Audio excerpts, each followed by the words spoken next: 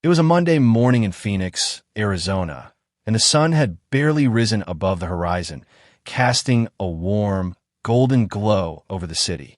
I stood by the large window of our modern, minimalist home, watching the sun's rays creep across the desert landscape.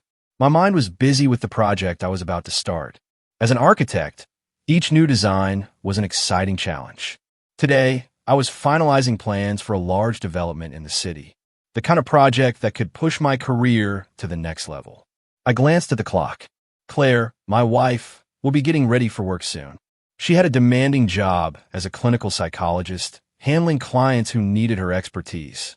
I admired her for it, the way she could connect with people, understand their pain, and offer real help. It was one of the reasons I had fallen in love with her. Yet, there was always something about her that felt just a little distant. I had gotten used to it over the years. Claire was always focused on her work, always on her feet, running from one client to the next. Sometimes she would come home late after a long day, her mind still caught in the complexity of someone else's emotions. It wasn't unusual. In fact, I hardly ever questioned it. She'd come home, tell me a little about her day, or sometimes she wouldn't say much at all. That morning, like most mornings, she came down the stairs with her hair neatly tied up and a tired smile on her face. "Hey, Jack," she said, her voice soft yet warm. "I'm about to head into the office early today. A couple of clients need to be seen before the seminar." "Okay," I said, brushing my hand through my hair. "Good luck with everything. Let me know if you need anything." Claire kissed me on the cheek, grabbed her purse, and headed out the door. She always did this, leaving in the early morning before I had a chance to really process the day ahead. I smiled to myself, returning to my sketches on the table. I was used to the rhythm of our life together, the quiet mornings, the long days, and the shared evenings. But something was off that day. It wasn't just the normal routine. There was a subtle shift in the air, a nagging feeling in the back of my mind I couldn't quite place. I thought it was just stress from work, the anticipation of a new project. Still, as I sat down to review the plans, my phone buzzed. It was a message from Claire. "Sorry, I'm running late. The seminar went longer than expected. I'll be home in about an hour." I sighed and glanced at the clock again. It was nearly dinner time by the time she walked in the door. She didn't look flustered, though. Not the way she usually did when she was late. She was composed, the same serene expression on her face that I had grown so accustomed to over the years. I knew better than to ask her about work, especially on days like this. I hadn't heard much about her seminar. She never seemed to talk about it in detail. That, too, had become part of the routine. But when I looked at her that evening, there was a strange sense of distance between us, almost as if she had left something unsaid. "How was it?" I asked, though I already knew the answer. "It went well," she replied casually, brushing a lock of hair behind her ear. "We discussed a few new techniques for patient care. You know, the usual." I nodded, accepting the answer, but something about it didn't sit right with me. The way she said the usual, like it was a rehearsed response. The rest of the night passed quietly. We ate dinner, talked briefly about the upcoming holiday plans, and then, when the conversation began to lull, Claire headed upstairs to change into something more comfortable. I stayed downstairs, clearing the table, my mind racing. There were no red flags, nothing obvious, but it was that subtle feeling, that nagging sensation that I couldn't shake. Then, the following days only made that feeling stronger. Claire's lateness was becoming more frequent, and the excuses seemed a little less convincing each time. Still, I said nothing. I didn't want to overthink it. It was easy to ignore small things like that when the larger picture of our life together seemed perfect, or at least I thought it was. But one evening, as I sat down to review some of the financial statements for our home, I came across something odd. I was looking over our credit card bill when I noticed an unfamiliar charge. It was from a restaurant I didn't recognize, a high-end place downtown. The amount was substantial, and the date on the transaction caught my attention. It was for the same day Claire had said she was going to a seminar. I clicked on the restaurant's name, searching for it online. As soon as the website loaded, something hit me. This restaurant wasn't just any upscale place.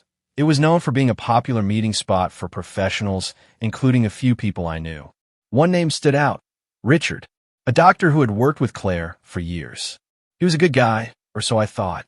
But seeing his name attached to this restaurant was the first real crack in the facade. I pushed the thoughts aside, telling myself it was just a coincidence. But deep down, I knew I had to find out more. "Claire, I think we need to talk," I muttered under my breath, feeling a tight knot form in my stomach. I wasn't sure where it was going, but I knew one thing for sure. The life I thought I understood was about to change forever.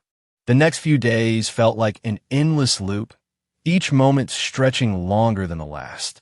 I tried to focus on my work, on the plans for the new project, on the details of the buildings I was designing, but my mind kept drifting back to Claire and the strange feeling I couldn't shake. The more I thought about it, the more the pieces started to fall into place, but I wasn't ready to confront her. Not yet. It wasn't until a few days later that I decided to take a closer look. I was sitting at the kitchen counter, sifting through emails when I happened to glance at Claire's phone, lying on the table next to me. It wasn't uncommon for her to leave it unattended for a few moments, but something inside me told me to check it, even though I had no concrete reason to. I could feel the pull, an itch in my brain that wouldn't let me ignore it. I tried to push the impulse away. This wasn't who I was. I trusted Claire, but in the end, my curiosity got the best of me. I opened her phone. The first thing that caught my eye was a message from Richard. The conversation wasn't what I had expected. It wasn't casual, friendly banter. There were words that stood out, words that felt too intimate, too personal. It was a conversation that made me feel like an intruder in my own home. It was clear they had been in contact regularly, and some of the messages hinted at something more than just a professional relationship. I quickly shut the phone, my heart racing. What was I supposed to make of this? Was it just innocent conversation, or was there something else going on between them? I needed answers, but I wasn't ready to confront Claire directly. Not yet. I had to know more. That evening, when Claire mentioned she would be attending another seminar, something inside me snapped. I knew it wasn't just a coincidence anymore. I couldn't sit idly by while the nagging doubts ate away at me. I had to see for myself. I waited until she was getting ready to leave. Her usual routine, grabbing her bag, straightening her clothes, fixing her hair, felt almost too familiar, like a well-rehearsed script. But this time, I wasn't going to let it pass. This time, I was going to follow her. I needed to know if what I was fearing was true. As Claire left the house, I grabbed my jacket and followed her at a distance, my pulse quickening. I knew the city well enough to guess where she might be going. It wasn't the office she was headed for. No, she was on the restaurant. The same one from the credit card statement. The same one Richard frequented. The evening air was warm, but it felt colder than usual as I walked down the street, my footsteps echoing in the silence. My mind was spinning, and I couldn't stop replaying the images from her phone. Words, phrases, the feeling of betrayal that was beginning to settle deep in my gut. I reached the restaurant in no time. It was upscale, with soft lights casting long shadows over the entrance. I stood across the street, watching as Claire walked through the door, her figure disappearing into the warm interior. I hesitated for a moment, a sense of dread creeping over me. What if I was wrong? What if this was all just a misunderstanding?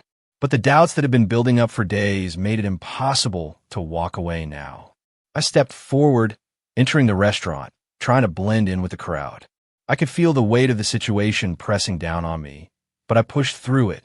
My eyes scanned the tables, looking for Claire. And then I saw them. Claire and Richard were sitting at a corner table, deep in conversation. At first, I thought I might have misjudged the situation. Maybe it was nothing more than a professional dinner. But as I watched them, my heart sank. The way Claire smiled at him, the way their hands brushed briefly as they reached for their drinks. It wasn't the behavior of two people who were just friends. It was something more. They were too close, too comfortable. I wanted to scream. I wanted to march up to them and demand answers. But something stopped me. Maybe it was the shock, or maybe it was the fact that I wasn't ready to confront this reality just yet. Instead, I stayed in the shadows, observing from a distance. The longer I watched, the more my stomach twisted into knots. Every laugh, every glance shared between them felt like a betrayal. The night dragged on, each second more painful than the last. As I stood there, hidden in plain sight, I realized that I wasn't just losing trust in Claire. I was losing the life I had once known. The one I thought was perfect, By the time Claire and Richard finally stood up to leave, I had seen enough. The truth was staring me in the face, and there was no denying it anymore. I couldn't ignore the evidence. I couldn't pretend that everything was fine. I turned to leave the restaurant, the weight of the situation settling in my chest. I had seen what I needed to see, and now I had to face the consequences. When Claire returned home that night, she was as calm and composed as ever. But I couldn't look at her the same way. Not anymore. As she came through the door, I was sitting in the living room, staring at the floor. I didn't say anything at first. I just needed to process everything to decide what I was going to do. She smiled when she saw me, as though nothing had changed. "Hey, Jack," she said softly. "How was your day?" I didn't answer right away. Instead, I just stared at her, the pieces of the puzzle finally clicking into place. I wanted to ask her about Richard. I wanted to confront her, but I didn't know how to start. The anger, the hurt, the confusion, it all mixed together, and I wasn't sure how to make sense of it. But I knew one thing for sure. Things had changed, and I wasn't going to let them go back to the way they were. The next morning, I woke up earlier than usual. The house was still filled with that heavy kind of silence that makes every sound sharper, every thought louder. I lay there in bed, staring at the ceiling, trying to make sense of what I had seen the night before. Claire was still asleep beside me, her breathing steady and calm, like nothing had happened. I watched her for a moment, wondering how she could rest so easily when everything between us had already started to crumble. I wanted to wake her up, to confront her right then and there, to ask her the questions that had been burning inside me all night. But I couldn't. The words were stuck in my throat, weighed down by anger and disbelief. So instead, I got up quietly and went downstairs to make coffee, the smell filling the kitchen as the sun rose through the blinds. As I stood there, sipping from my mug, I tried to think rationally. Maybe there was an explanation. Maybe I had misinterpreted what I saw. But deep down, I knew that wasn't true. I had seen the way she looked at him, the way her eyes softened, the way her smile lingered a little too long. That wasn't friendship. It was something else, something that had been going on for a while. When Claire finally came downstairs, she smiled at me like she always did. "Morning," she said softly, her hair still tousled from sleep. "You're up early." "Yeah," I replied, forcing my voice to sound normal. "Couldn't sleep." She nodded, pouring herself a cup of coffee. "You've been stressed about work lately. You should take a break, Jack. Maybe we could plan that trip soon." Her words hit me harder than I expected. That trip, the one we've been talking about for months. The one I had dreamed of as a way to reconnect. Now, the thought of it made me feel sick. "Yeah," I said quietly. "Maybe," but I didn't mean it. I couldn't. Not anymore. The rest of the day passed in a blur. I tried to distract myself with work, but every time I closed my eyes, I saw her at that restaurant, laughing, leaning in close, completely unaware that I was there, watching.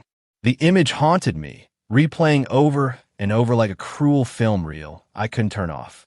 That evening, when Claire said she had to stay late again, I didn't respond. I just nodded and let her go.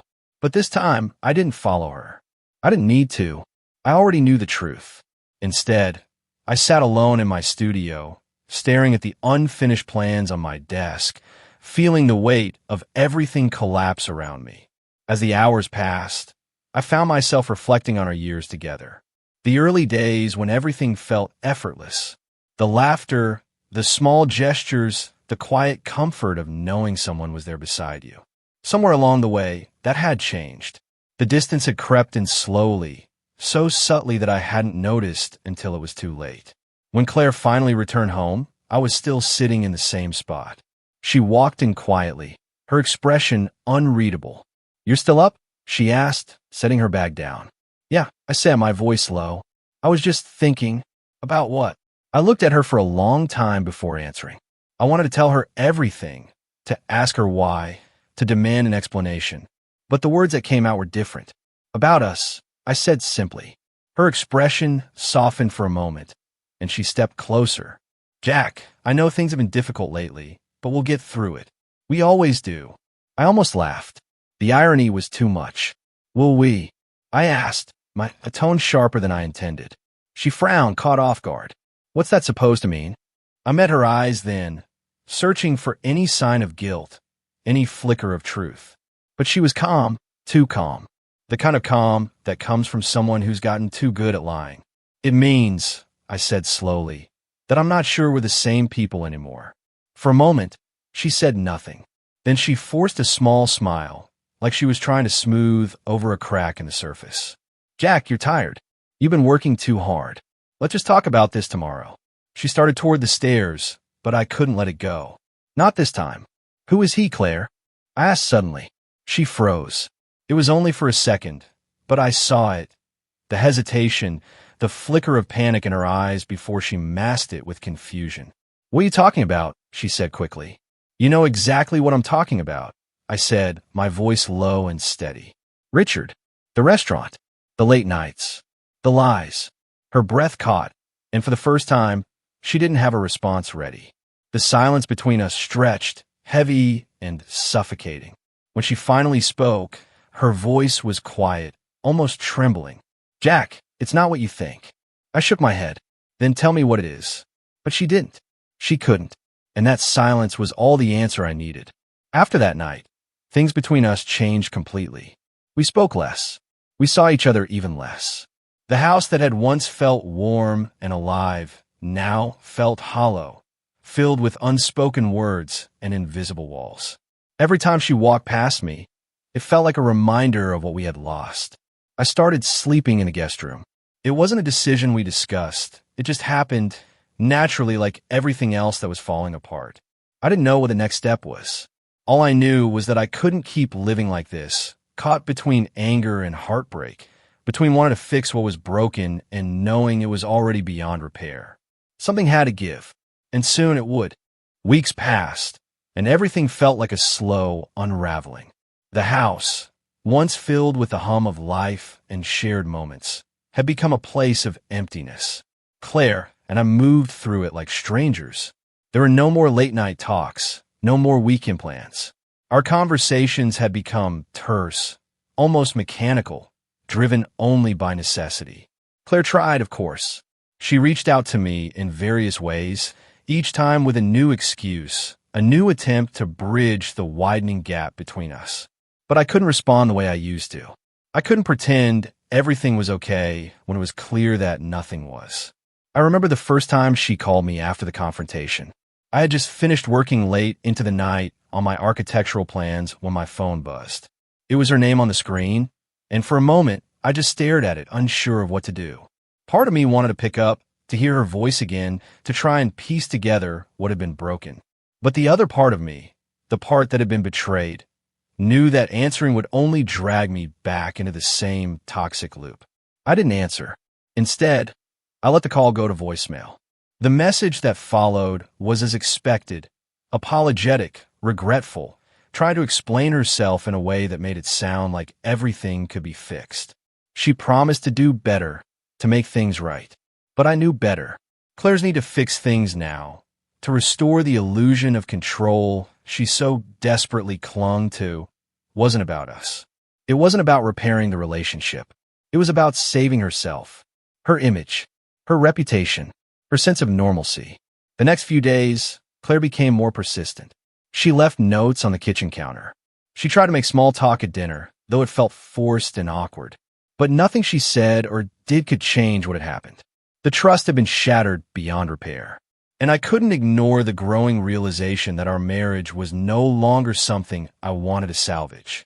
One evening, after another futile attempt to talk things through, Claire suggested we take a weekend trip, a quick getaway to try and reconnect. I knew it was just another way of covering up the cracks, a temporary patch that wouldn't last. I think we need this, she said, her voice soft, almost pleading. It'll help us get back to where we were. But I couldn't lie to her or to myself any longer.